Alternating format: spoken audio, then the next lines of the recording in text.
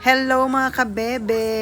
Ayan nga, itutuloy na po natin ang ating topic, part 4 ng tungkol sa postpartum. Ayan, napag-usapan natin sa part 3 ang mga senyales na ikaw ay dumaraan sa postpartum. Ngayon, pag-uusapan naman natin ano yung mga dahilan, ano yung mga reason kung bakit tayo nagkaka-postpartum.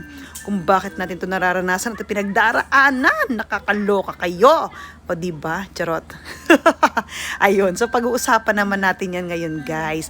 Bakit ba tayo dumadaan dyan? Anong mga dahilan kung ba tayo nagkaka-postpartum? At bago ang lahat ng yan, syempre share ko lang muna sa inyo ang tungkol sa ating baby Kian. Nakarating na po siya ng Manila, ang kanyang first travel ng Manila. Napakalayas ng baby niyan at patuloy po ang kanyang paglaki na healthy at pogi. Ayan, itatabi natin yung mga damit niyang maliliit kasi hindi na kasya sa kanya kasi ang laki-laki na ng ating baby Kiel. Yung mga newborn niya hindi na po kasya. Kaya ayan, ilang months niya lang nasuot. Parang 2 months lang po kasi hindi siya kasya.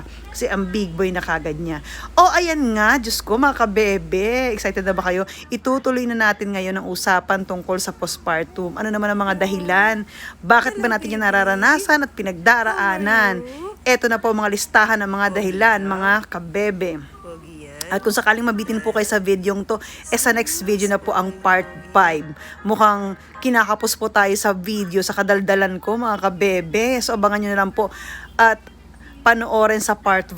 Promise, buong buo na po doon yung mapapanood ang mga reason kung bakit tayo nagkakaroon ng postpartum part 5.